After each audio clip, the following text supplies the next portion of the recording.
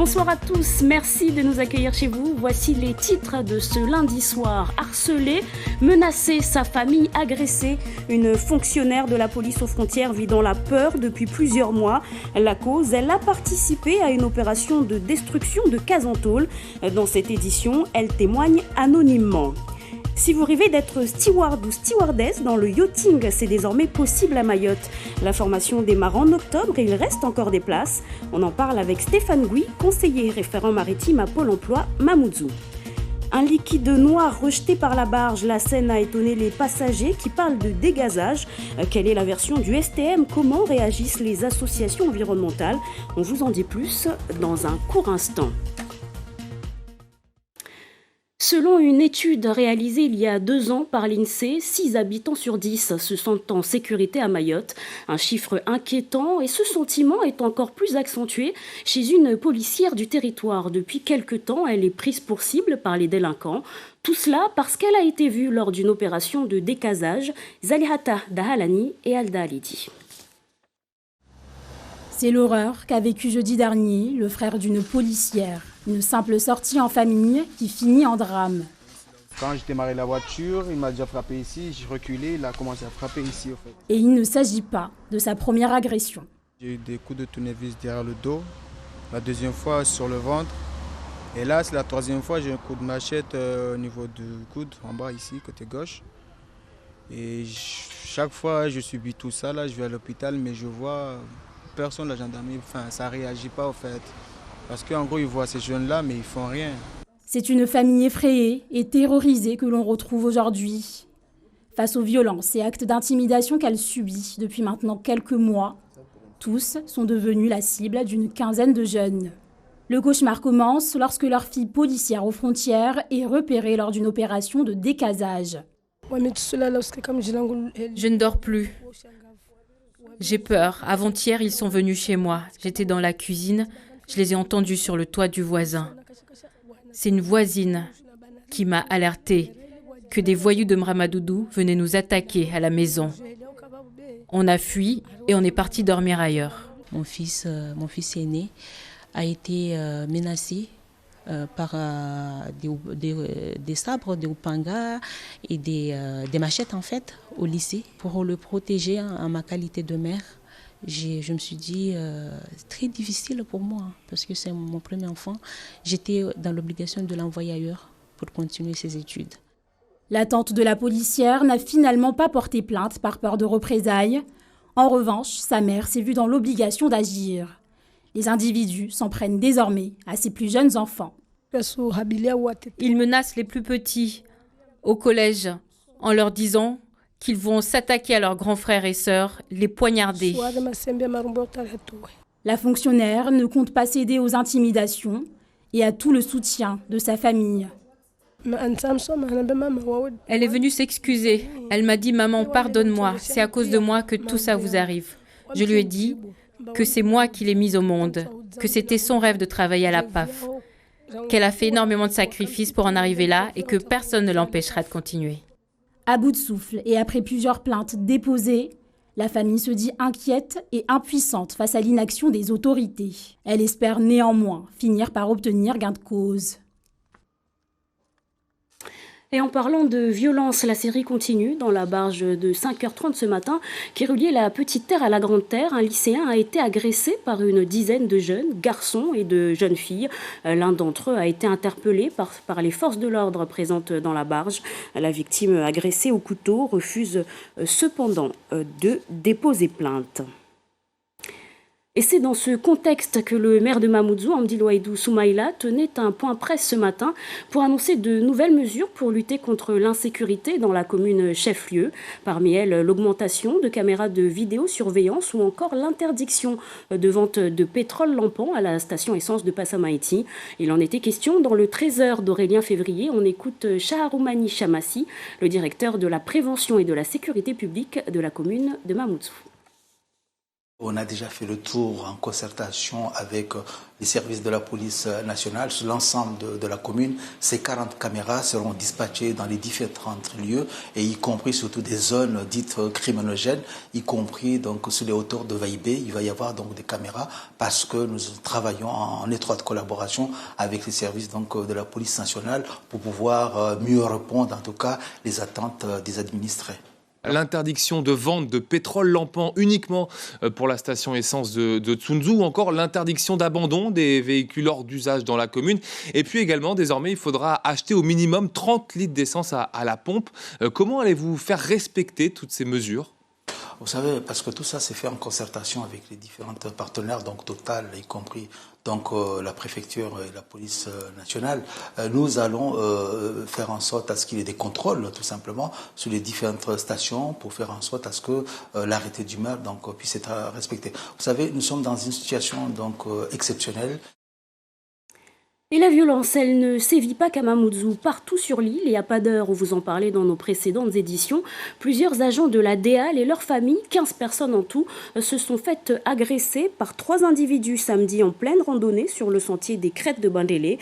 L'une d'entre eux, connue pour jouer au basket à Golden Force, est sérieusement blessée au pied après s'être battue avec ses malfaiteurs. Ce matin, une centaine d'agents de la DEAL a tenu à apporter leur soutien à leurs collègues en débrayant pendant une trentaine de minutes.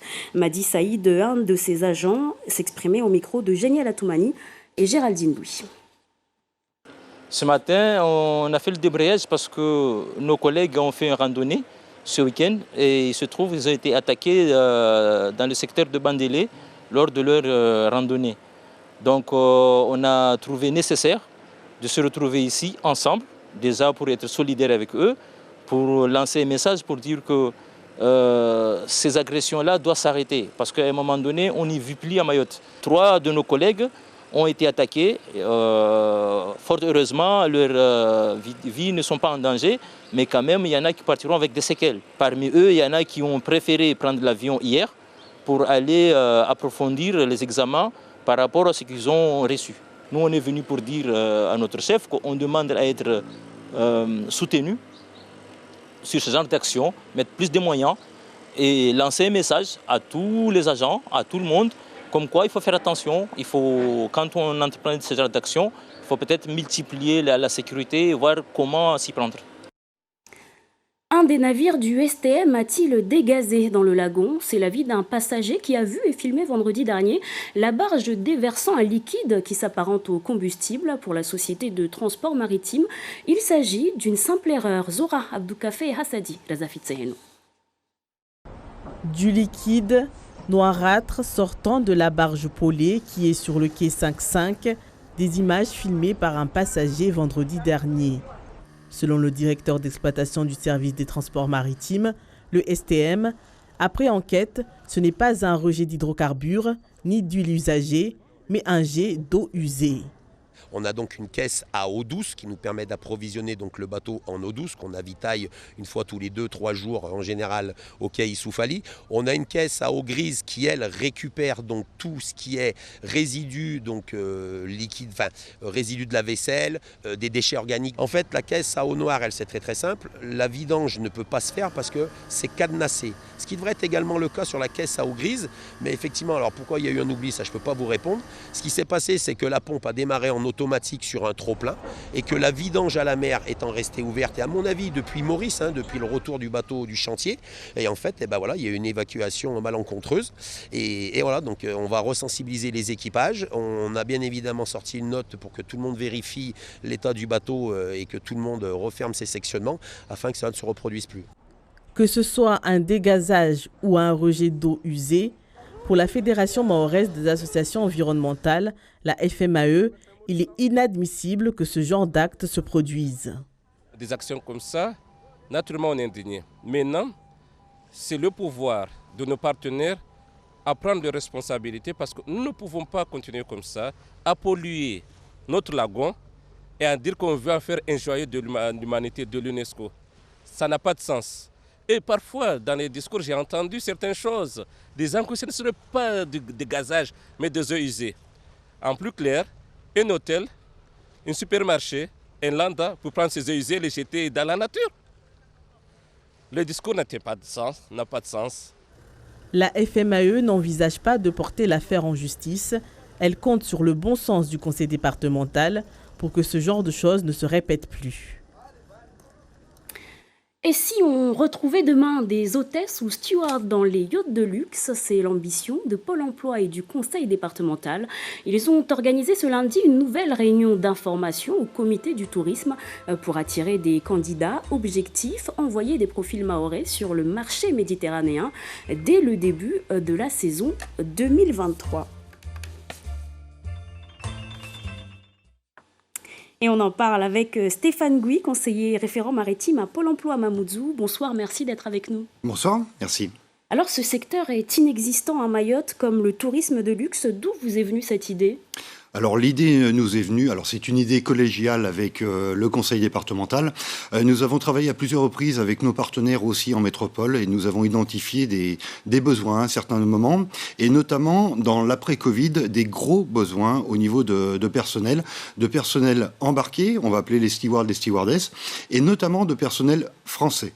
Puisqu'auparavant, c'était majoritairement des anglo-saxons. Et du fait du Covid, ils ne pouvaient plus venir. Et donc, tout le monde s'est retourné vers les Français. Alors, vous avez 8 candidats pour l'heure. Il vous en faut 12. Quels sont les critères pour être retenus ? Alors, le critère, on ne va pas parler forcément de formation. On va déjà parler de savoir-être. Il va nous falloir des personnes qui ont une vraie volonté, qui ont envie vraiment de pouvoir s'investir dans ce travail-là, avoir le sens du contact, une bonne présentation, un certain dynamisme. Il va falloir savoir nager, puisque c'est un travail sur un bateau, et donc on sera obligé de savoir nager, et l'anglais. Impérativement, il faut parler l'anglais. On n'est pas obligé d'avoir un niveau extraordinaire. Des bases d'anglais peuvent suffire, puisqu'on a développé tout un projet de formation avec une partie immersion en anglais. Justement, comment va s'articuler cette formation ? Alors la première étape, c'est une préparation à la mobilité, puisque la mobilité, ça ne s'improvise pas. Il faut la travailler pour ne pas avoir de mauvaises surprises. Derrière, les personnes vont partir et vont travailler pendant 2 mois en immersion dans un hôtel 3, 4 ou 5 étoiles au Kenya pour parler l'anglais. On va vraiment être là-dedans et pour toucher l'hôtellerie de luxe. Ça, c'est la première étape. Au retour à Mayotte, une formation pour leur donner le droit de travailler sur un bateau, une formation pour vérifier que les personnes savent bien nager. Et une fois que les personnes auront réussi ces 2 tests principaux, elles vont partir en métropole à la faculté des métiers de Cannes, des métiers hôteliers de Cannes, pour passer un certificat de qualification professionnelle hôtellerie embarquée. Allez-y. Alors, qu'est-ce que ça peut rapporter à Mayotte, ce genre d'initiative ? Parce que finalement, les recrutés vont travailler à l'extérieur. Alors, ils vont travailler à l'extérieur, mais ça semblait important de pouvoir se positionner sur ce créneau. Le fait de réussir cette première partie va nous permettre derrière de pouvoir être considéré en métropole comme étant un territoire sur lequel on peut trouver de la main-d'œuvre qui sera qualifiée de fait. Donc ça va être un point qui va être important pour nous, puisqu'on aura une légitimité et on pourra envisager d'autres formations par la suite. Pas forcément du yachting, parce que vous l'avez dit, effectivement, des yachts de luxe, on n'en a pas à Mayotte. Mais par contre, on pourrait développer d'autres choses avec le côté croisière, avec le côté sortie à la journée et tout le côté hôtellerie en parallèle, puisque dans le cadre de tout ce qui est la stratégie de développement de l'économie bleue mise en place par le conseil départemental, le côté maritime est très important, mais il y a aussi tout le côté hôtellerie-restauration. Donc ça pourrait permettre, sur une échéancier de quelques années, de pouvoir répondre à des besoins qui seront à venir. Alors, c'est réservé à quelle tranche d'âge, à quel type de public ? Alors nous, Pôle emploi, on ne peut pas vous dire une tranche d'âge. Par contre, le métier représente, on va dire, 90% des postes sont pourvus par des femmes qui ont, en règle générale, 30-32 ans. Tout simplement puisque c'est la période à laquelle, en métropole, les femmes se disent « tiens, je vais créer une famille » et donc quittent ce métier-là. Donc de façon globale, des jeunes personnes qui seraient motivées pour le faire, hommes ou femmes. Un homme peut tout à fait le faire à partir du moment où il a des compétences. L'objectif, c'est de commencer à travailler pour la saison 2023 ? Exactement. Donc le but du jeu, vu que c'est vraiment un travail partenarial que l'on a fait avec le conseil départemental, avec l'ADOM, qui va aider pour la mobilité, mais aussi avec nos collègues qui sont experts territoriaux à Pôle emploi en métropole. Ils vont organiser la dernière semaine de mars, la semaine de l'emploi maritime.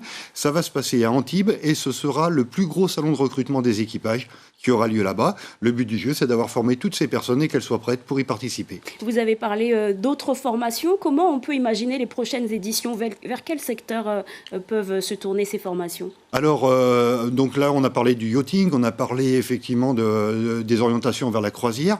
Alors, on a un gros travail avec le côté natation qui a affaire à Mayotte, donc on va travailler là-dessus aussi.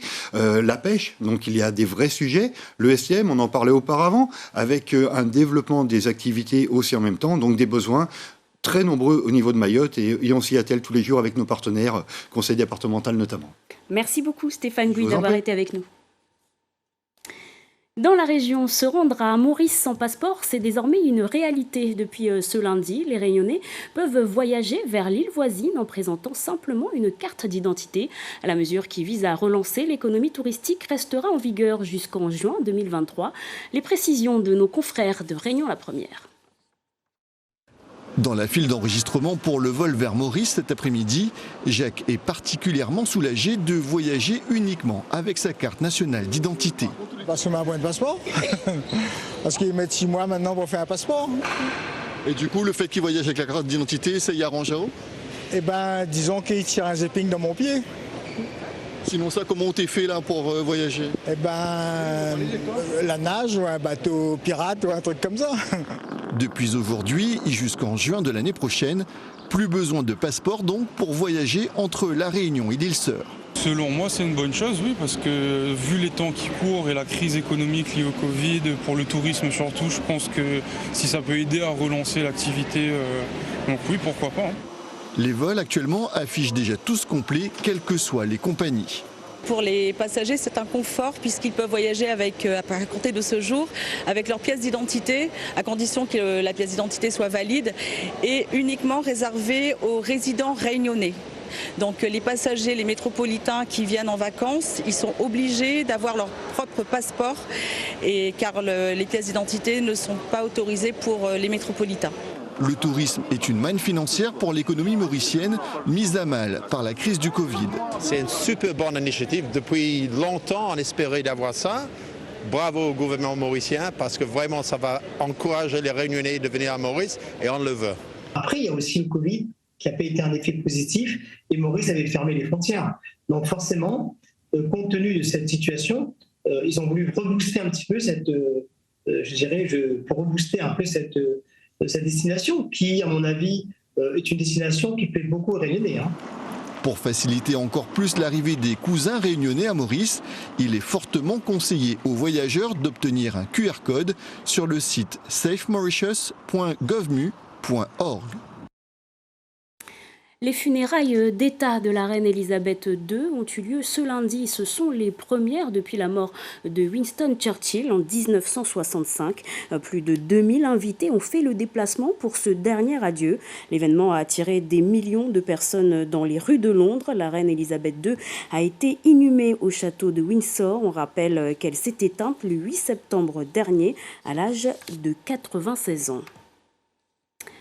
Et un mot de sport pour finir. Les Bleus disputaient dimanche soir à Berlin la finale du championnat d'Europe de basket face à l'Espagne impuissant. Ils ont été battus 88-76 par les Espagnols.